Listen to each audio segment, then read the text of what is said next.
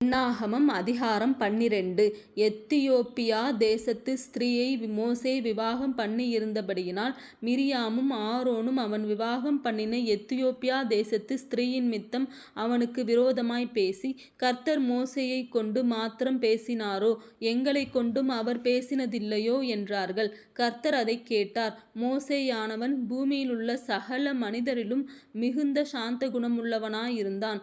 சடுதியிலே கர்த்தர் மோசேயையும் ஆரோனையும் மிரியாமையும் நோக்கி, நீங்கள் 3 பேரும் ஆசரிப்புக் கூடாரத்துக்குப் புறப்பட்டு வாருங்கள் என்றார். 3 பேரும் போனார்கள். கர்த்தர் மேகத்தூணில் இறங்கி கூடார வாசலிலே நின்று ஆரோனையும் மிரியாமையும் கூப்பிட்டார். அவர்கள் இருவரும் போனார்கள். அப்பொழுது அவர், என் வார்த்தைகளைக் கேளுங்கள். உங்களுக்குள் ஒருவன் தீர்க்கதரிசியாயிருந்தால் கர்த்தராகிய நான் தரிசனத்தில் என்னை அவனுக்கு வெளிப்படுத்தி சொப்பனத்தில் அவனோடே பேசுவேன். என் தாசனாகிய மோசேயோ அப்படிப்பட்டவன் அல்ல.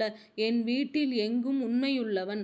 நான் அவனுடன் மறைபொருளாக அல்ல, முகமுகமாகவும் பிரத்தியட்சமாகவும் பேசுகிறேன். அவன் கர்த்தரின் சாயலைக் காண்கிறான். இப்படியிருக்க நீங்கள் என் தாசனாகிய மோசேக்கு விரோதமாய்ப் பேச உங்களுக்கு பயமில்லாமற் போனதென்ன என்றார். கர்த்தருடைய கோபம் அவர்கள் மேல் மூண்டது. அவர் போய்விட்டார். அம்மேகம் கூடாரத்தை விட்டு நீங்கிப் போயிற்று. மிரியாம் உறைந்த மலையின் வெண்மை போன்ற குஷ்டரோகியானாள். ஆரோன் மிரியாமைப் பார்த்தபோது அவள் குஷ்டரோகியாயிருக்கக் கண்டான். அப்பொழுது ஆரோன் மோசேயை நோக்கி, என் ஆண்டவனே, நாங்கள் புத்தியீனமாய்ச் செய்த இந்தப் பாவத்தை எங்கள் மேல் சுமத்தாதிரும்.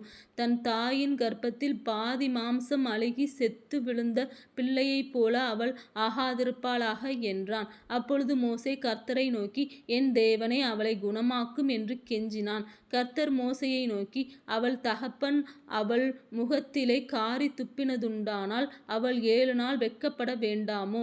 அதுபோலவே அவள் 7 நாள் பாளையத்துக்குப் புறம்பே விலக்கப்பட்டிருந்து பின்பு சேர்த்து கொள்ளப்படக்கடவள் என்றார். அப்படியே மிரியாம் 7 நாள் பாளையத்துக்குப் புறம்பே விலக்கப்பட்டிருந்தாள். மிரியாம் சேர்த்து கொள்ளப்படும் மட்டும் ஜனங்கள் பிரயாணம் பண்ணாதிருந்தார்கள். பின்பு ஜனங்கள் ஆசரோத்திலிருந்து புறப்பட்டு பாரான் வனாந்தரத்திலே பாளையமிறங்கினார்கள்.